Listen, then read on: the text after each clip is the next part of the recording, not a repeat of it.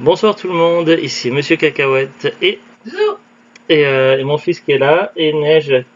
Tu dis miaou, Neige? Aujourd'hui à Non. Bonnery. Non, et puis Carla qui est peut-être partie voir les croquettes. Donc ce soir, dans ce nouvel épisode de Parlons DVD, j'ai dit quel jour on était? Non. Voilà, aujourd'hui nous sommes samedi 11 septembre 2021, il est déjà 22h59. Aujourd'hui, dans ce nouvel épisode de Parlons DVD, on a vu un film familial avec un petit peu de fantastique et de fantasy. Un film que l'on pourrait considérer comme un classique maintenant, je pense. Un film de Tim Burton, Charlie et la chocolaterie. Il s'agit donc du deuxième film, celui de quelle année déjà, Azou? 2005, voilà. Puisqu'à ne pas confondre avec l'autre film, parce qu'il y avait un film un peu plus ancien qui date de 99. Pour ma part, j'avais vu aucun des films de Charlie et la chocolaterie, je connaissais quasiment rien, sauf les bonbons Willy Wonka. Je connaissais un petit peu la marque Willy Wonka et certains bonbons parce que j'en avais acheté sur, je crois, My American Market. J'avais fait une commande, je crois, c'est un site français où c'est des Français qui habitent aux États-Unis qui tiennent une boutique et qui vendent, qui importent des bonbons et des confiseries américaines pour ceux qui habitent en France. Enfin, c'était intéressant jusqu'à. Ça fait des années que j'ai pas commandé, mais je pense que maintenant, avec l'arrivée des nouvelles taxes et TVA, tout ça, ça doit être un peu plus cher, un peu plus compliqué. À voir. En tout cas, donc voilà. Donc du coup, je ne connaissais que les bonbons Willy Wonka. À savoir qu'il y a eu du coup autour de ce film-là plein de bonbons et de produits dérivés divers et variés. Mais de quoi ça parle? Quelles sont les merveilles qui t'attendent dans l'usine de Willy Wonka? Pars à la découverte de vastes étendues d'herbes sucrées au bon goût de menthe dans la salle du chocolat. Navigue sur la rivière de chocolat dans un grand bateau en sucre rose. Essaye le gobstopper sans fin dans la salle des inventions. Observe les talentueux écureuils de la salle de tri des noix et voyage en ascenseur de verre jusqu'à la salle de télévision. Tu y trouveras une montagne d'humour saupoudrée d'un peu de mystère, et une aventure aussi savoureuse et agréable qu'une tablette de délices fondant Wonka Guimauve Caramel. Ce film éblouissant adapté du classique de la littérature pour enfants écrit par Roald Dahl, réalisé par Tim Burton et interprété notamment par Johnny Depp et Freddie Highmore, est ton ticket d'or pour un monde si inventif et si imaginatif que tu ne voudras pas en manquer un seul délicieux instant. Il y a des bonus apparemment, donc des bandes annonces et la bande originale du film Charlie et la chocolaterie. Alors c'est un film que je ne connaissais pas du tout, donc ça a été la découverte. Donc j'en avais beaucoup entendu parler, mais j'ai essayé de ne pas trop me spoiler l'histoire. Mais des échos que j'en avais eu, apparemment il s'agissait d'un film vraiment incroyable et qui valait le détour, qu'il fallait vraiment avoir vu au moins une fois dans sa vie. Et alors de quoi ça parle? Donc comme il dit dans le film, dans le résumé d'ailleurs, enfin c'est pas forcément très très clair, mais en gros ça raconte donc l'histoire d'un enfant qui grandit dans une famille pauvre. Donc la maison, ils ont quelques difficultés donc à la fois donc pour payer l'entretien de la maison, mais également il leur manque beaucoup de choses donc pour s'alimenter, pour la nourriture et pour faire les courses, c'est un petit peu compliqué. Également donc plusieurs membres de la famille doivent se partager un seul et même lit pour plusieurs personnes, donc c'est vraiment une situation vraiment très difficile. Euh, et Moi, je suis obligé de partager mon lit avec une personne. au point où la fameuse tablette de chocolat de Willy Wonka, l'enfant il en a une par an le jour de son anniversaire. Et c'est tout un événement. Donc c'est la situation dans laquelle donc cet enfant il vit, donc Charlie. Et il se trouve donc qu'un de ses deux grands-pères donc lui raconte l'histoire comme quoi il y avait une usine incroyable dans laquelle il a... Oui, bah, j'ai pas eu le temps de le dire. Dans laquelle il a travaillé il y a des années dans une usine incroyable qui était ouverte plus ou moins ouverte au public et aux employés, mais qui était capable d'innovation dans le monde des sucreries et du chocolat vraiment incroyable. Le souci, c'est que du coup, les concurrents ont fait de l'espionnage industriel et du coup, ont copié certaines de ces inventions.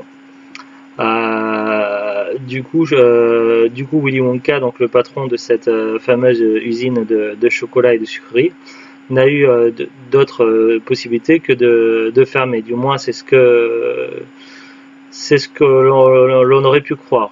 Sauf que malgré que l'usine est temporairement fermée et que tous les employés aient été licenciés, finalement l'usine s'est remise à fonctionner. Et puis tout un mystère s'est auréolé autour de cette usine. Et évidemment, qui dit mystère dit curiosité. Et donc le jour où le fameux donc patron Willy Wonka fait cette proposition, c'est-à-dire que dans les tablettes de chocolat, il va y avoir 5 tickets d'or qui permettront de visiter l'usine qui était fermée, donc d'avoir une visite et d'avoir une surprise vraiment incroyable, mais on ne sait pas ce que c'est. Donc évidemment, tout le monde va vouloir avoir cette surprise. Les enfants évidemment, puisque ça vise surtout les enfants, donc pour la récompense, mais les parents évidemment pour offrir le fameux ticket d'or à leur enfant. Donc ça va être vraiment une course contre la montre, mais tout le monde n'aura pas forcément cette possibilité-là. Donc notre jeune héros Charlie, qui a droit à une tablette de chocolat par an, espère évidemment avoir ce fameux ticket d'or. Ils vont donc regarder dans les journaux, la télévision ou à travers les voisins et tout, différents types de médias, donc afin de savoir qui c'est qui gagne les tickets d'or, et savoir donc qui c'est quand c'est qu'un ticket a été trouvé et qui a trouvé le ticket. Et excusez-moi. Et donc on apprend au fur et à mesure que plusieurs enfants qui sont pas forcément très sympathiques obtiennent ce fameux ticket. Puis donc j'essaie de ne pas trop spoiler l'histoire, mais puis par un concours de circonstances que je ne vais pas dévoiler, finalement notre héros donc va avoir un de ces fameux passes pour aller visiter l'usine de Willy Wonka. Donc Charlie sera le cinquième enfant à pouvoir venir. Et chaque enfant sera accompagné d'un adulte. Donc ça peut être le père, la mère, le grand-père ou la grand-mère. Parmi les autres enfants qui seront représentés, donc il y en a une qui est adepte de compétition sportive, qui est très compétitive et qui voue un culte au chewing-gum. Il y a notre petite fille qui est un petit peu vraiment celle qui est tout pourri gâtée, qui demande tout à son père, riche patron d'usine, et qui a tout le temps tout ce qu'elle veut, et du coup elle a un comportement assez antipathique. Il y a un enfant donc aussi bête que gourmand, et qui mange jusqu'à plus soif, quoi. Mais vraiment. Jusqu'à plus soif. Il mange jusqu'à plus soif. Non, mais c'est une expression. Mais vraiment, c'est vraiment des limites. Et du coup, il fait penser un petit peu au correspondant allemand dans la série Les Simpsons. Je sais plus comment il s'appelle. Et dans un épisode Simpson Horror House, je sais pas quoi, enfin, qu'à un moment donné, il se fait manger par les cantinières ou un truc comme ça. Je crois qu'il s'appelait Otto ou un truc comme ça, je sais plus. Bref, il me fait penser un peu à ce personnage-là. Ensuite, donc là, on est à 3. 4 en comptant évidemment Charlie. Et le cinquième, donc c'est un petit garçon qui est très intelligent, qui est passionné de technologie et qui est à fond dans la télévision, dans tout ce qui touche à la télévision, que ce soit les jeux vidéo. Notamment, il y a une séquence où on le voit jouer à un jeu vidéo. Et c'est bizarre parce qu'on dirait qu'il a un joystick de jeu PC des années 90, style les fameux joysticks qu'il y avait pour les jeux comme Flight Simulator et des choses comme ça. Sauf que le jeu qu'il jouait, on leur a dit que c'était un Quake. Et du coup, c'était pas le genre de matériel compatible avec Quake, quoi. Après, c'est vrai qu'il y avait des manettes sur PC quand même dans les années 90, où on pouvait jouer à différents jeux, mais avec un joystick comme ça qui ressemble au premier joystick sur PC, ça me paraît difficilement compatible avec Quake. Mais bref, donc bon, je pinaille un petit peu. Et puis également, il regarde MTV, enfin plein de choses, tout ça. Et donc, il incarne donc celui qui pense tout savoir et qui est à fond dans la télé, les technologies, tout ça. Ils font un mélange de quoi? Il sait tout et les autres font de... Eux, il prend les gens de haut. Donc, du coup, Charlie, ses quatre enfants, plus le parent, le père, la mère ou le grand-père qui accompagne, ils vont tous être à cette fameuse visite. Et donc, du coup, à chaque salle différente de la visite, il va se passer forcément un drame. Donc, ben, rassurez-vous, on n'est pas dans un film d'horreur, hein. On est dans un film familial quand même, mais avec un côté un petit peu acide à la Tim Burton. Alors c'est vrai que ces films ont souvent des choses en commun, mais ce film-là, par rapport à d'autres, il est beaucoup. Souvent les films de Tim Burton ont un univers un petit peu sombre, mais là c'est assez particulier. Euh, il y a plus dans le côté coloré un petit peu qu'on peut retrouver dans Big Fish ou des choses comme ça, mais avec beaucoup de cynisme, un petit peu d'humour aussi de temps en temps. Euh, et des moments, et il y a des passages qui pourraient presque faire allusion à des passages qu'on pourrait retrouver dans des films d'horreur, notamment les fameuses marionnettes de l'accueil qui sont assez flippantes, elles sont assez malaisantes. Euh, et donc voilà, donc chaque salle va représenter un genre d'épreuve en quelque sorte, et évidemment il va arriver une mésaventure à chaque enfant. Et le dernier enfant qui restera à la fin ce sera celui qui a la récompense suprême. Donc grosso modo c'est ça le speech de l'histoire. Euh, Mais on sait pas c'est quoi. oui évidemment je vais pas dire plus pour pas spoiler. Donc petite particularité, c'est quand même dans cette usine-là, les employés d'usine sont des Oompa Loompa, c'est ça qu'on dit? Oompa Loompa. Donc c'est des petits êtres indigènes qui viennent de la Oompardie, ou non, comment ils appellent ça? Oompardie, ou enfin un pays qui est constitué uniquement de jungle et d'animaux sauvages assez dangereux. Et donc du coup les Oompa Loompa vivent dans des hauteurs. Mais alors, ils vivent dans les hauteurs, mais ils ne peuvent pas accéder aux, aux, aux fèves de cacao parce que c'est trop haut, alors qu'ils vivent dans des hauteurs. Bah ouais, Oui, c'est un peu contradictoire. Mais voilà, ils sont vraiment de très très petite taille. Et du coup, ils doivent se contenter de chenilles vertes qui sont vraiment pas du tout appréciables. Et en général, ils peuvent avoir que 2 ou 3 fèves de cacao par an. Et donc, il passe un marché avec le Willy Wonka et qui a besoin de main d'œuvre dans son usine. Et en échange, ils pourront avoir autant de chocolat qu'ils veulent. Et donc, ces fameux petits êtres vraiment atypiques et assez étranges ont différents timbres de voix. Ils ont beaucoup d'humour, beaucoup de cynisme. Et ils réservent à chaque fois une chanson très très acide pour chaque enfant qui va avoir une mésaventure. Et c'est juste extraordinaire, quoi. On a vu le film en doublage VF. Les acteurs, c'était vraiment, il n'y a pas de souci. Donc le film lui-même est vraiment incroyable. Donc c'est un genre de film qu'on peut voir et revoir plein de fois, je pense, qui mérite bien son titre de classique. Après, malheureusement, je n'ai pas vu le film 99, donc je ne peux pas comparer avec l'autre film Chaillé Chocoterie. Est-ce que l'autre film est bien aussi ou pas, ou est-ce qu'il est différent, je ne sais pas.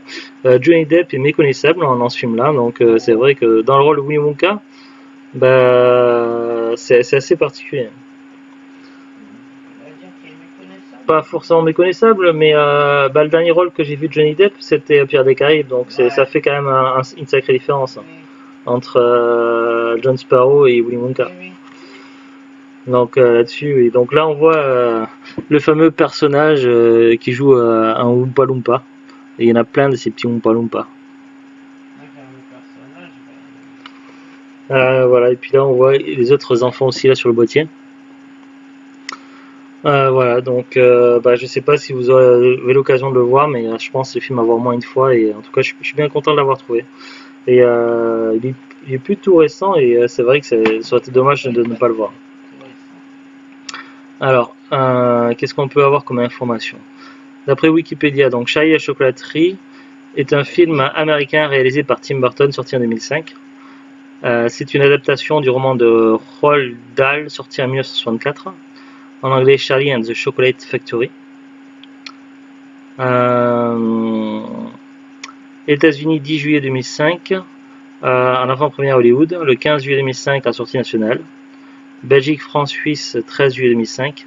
Canada, 15 juillet 2005. Sortie DVD en France, 8 février 2006.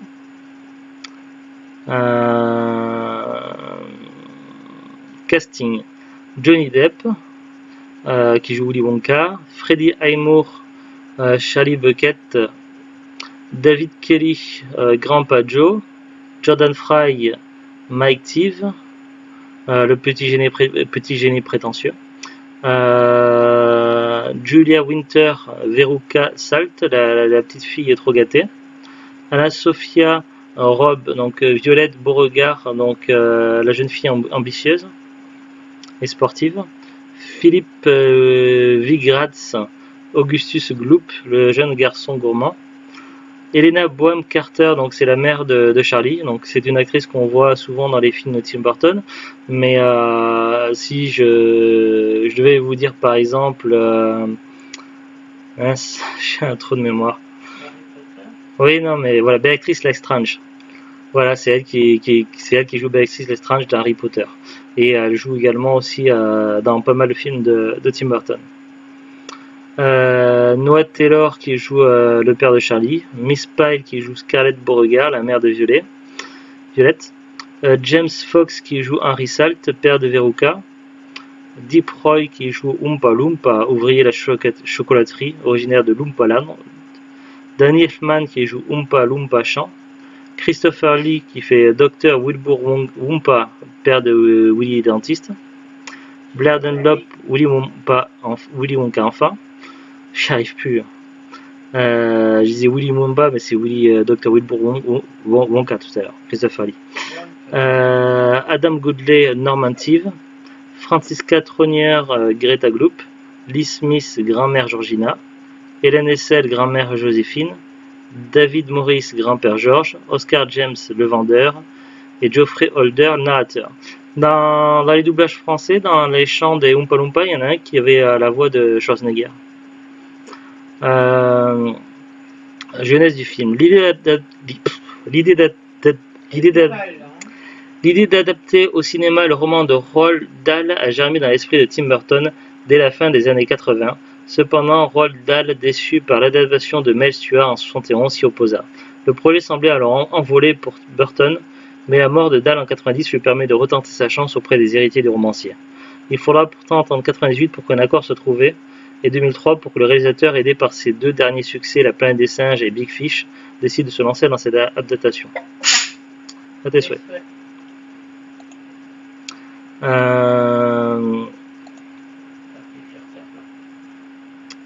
Casting. Donc il y a eu Jim Carrey, Michael Keaton, Brad Pitt, Will Smith, Robin Williams, Adam Sandler et Patrick Stewart qui ont été évoqués pour Willy Wonka. Et finalement c'est Johnny Depp qui a eu le rôle. Jim Carrey ça aurait pu être pas mal. Jim Carrey il est quand même bien allumé. Et Willy Wonka ça aurait été bien. Adam Sandler non, genre il est pas assez. Je sais pas. Après, il parle des tournages, donc il y a pas mal d'informations intéressantes. Il y a également des références. Ouais, il y a certaines références qui sont évidentes, comme 2001, l'Odyssée de l'espace, qui est plus qu'évidente. Men in Black. Je l'ai pas reconnu. Peut-être. Non. Il y a une référence à Edouard aux mains d'argent.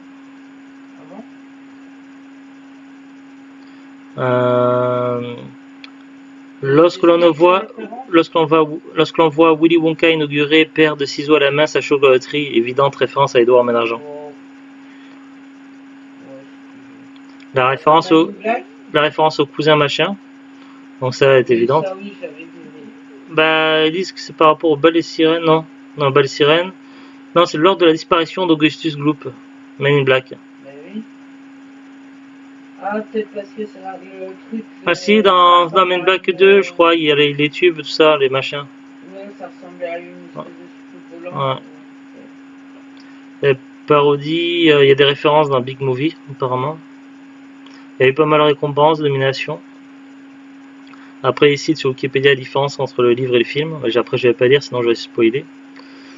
Il y a eu aussi un jeu vidéo. Le film a fait l'adaptation d'un jeu vidéo sous le titre Charlie et la chocolaterie, sorti sur Windows, PlayStation 2, GameCube et Game Boy Advance.